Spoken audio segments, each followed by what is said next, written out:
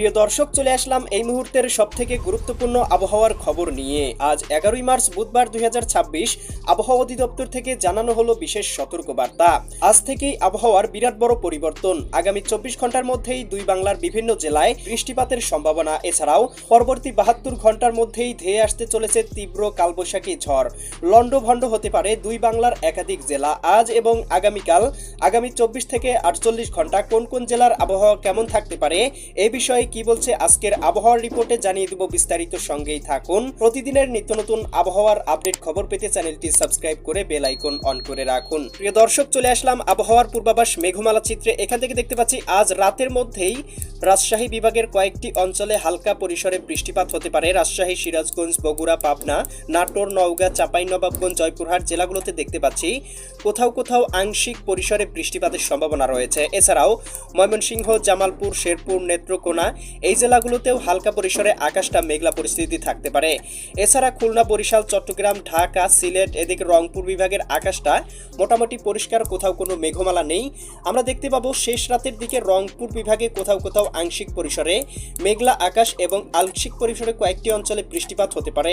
এদিকে পঞ্চগড়, ঠাকুরগাঁও, দেবীগঞ্জ, পীরগঞ্জ, কাহারোল, এদিকে সৈয়দপুর, রংপুর, দিনাজপুর, এদিকে রয়েছে লালমনিরহাট, জলঢাকা, শীতলকুচি অঞ্চলগুলোতে আংশিক পরিসরে বৃষ্টিপাতের সম্ভাবনা রয়েছে। এছাড়াও দেখতে পাবো শেষ রাতের দিকে সিরাজগঞ্জ, এদিকে সিংড়া, তারাস, এদিকে ভাঙ্গুড়া, লালপুর, পাবনা, এদিকে ভেড়ামারা, কুষ্টিয়া, আলমডাঙ্গা, মেহেরপুর, এদিকে রয়েছে গোমাস্তুপুর, নবাবগঞ্জ অঞ্চলগুলোর আকাশটাও আংশিক মেঘলা থাকতে পারে। এছাড়া অন্য অন্য অঞ্চলের আকাশটা মোটামুটি পরিষ্কার।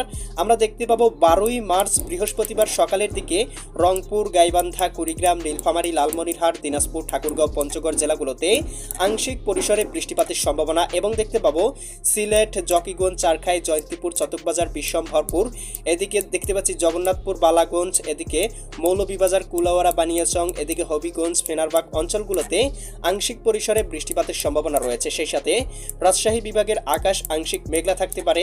এদিকে বরিশাল, পটুয়াখালী, ভোলা, বরগুনা, ঝালকাঠি, পিরোজপুর জেলাগুলোর আকাশও আংশিক পরিসরে মেঘলা থাকতে পারে, তবে খুব একটা বৃষ্টিপাতের সম্ভাবনা দেখা যাচ্ছে না। আমরা দেখতে পাবো সকাল 9টা-10টার দিকে রাজশাহী, সিরাজগঞ্জ, বগুড়া, পাবনা, নাটোর, নওগাঁ, চাঁপাইনবাবগঞ্জ, জয়পুরহাট, রংপুর, গাইবান্ধা, কুড়িগ্রাম, নীলফামারী, লালমনিরহাট, দিনাজপুর, ঠাকুরগাঁও, পঞ্চগড়, এদিকে ময়মনসিংহ, জামালপুর, শেরপুর, নেত্রকোনা, এদিকে ঢাকা, নারায়ণগঞ্জ, মুন্সিগঞ্জ, গাজীপুর, এদিকে সাতক্ষীরা, এদিকে দেখতে পাচ্ছি পুরুলিয়া, বাসতুল, টাঙ্গাইল, কালিহাতী, এদিকে হবিগঞ্জ, এদিকে ভালুকা, ত্রিশাল, কাপাসিয়া, নরসিংদী এই অঞ্চলগুলোর আকাশে দুই এক জায়গায় আংশিক বৃষ্টিপাত হতে পারে। সিলেট, সুনামগঞ্জ, হবিগঞ্জ, মৌলভীবাজার অঞ্চলগুলোতে আংশিক পরিসরে আকাশটা মেঘলা থাকতে পারে। ভারতের উত্তরবঙ্গ, পুরুলিয়া, মালদা, ইসলামপুর, শিলিগুড়ি, দার্জিলিং, কোচবিহার, আসাম অঞ্চলগুলোতেও হালকা পরিসরে বৃষ্টিপাতের সম্ভাবনা রয়েছে। এছাড়াও খুলনা, বরিশাল, চট্টগ্রাম বিভাগের আকাশটা আংশিক মেঘলা পরিস্থিতি থাকতে পারে।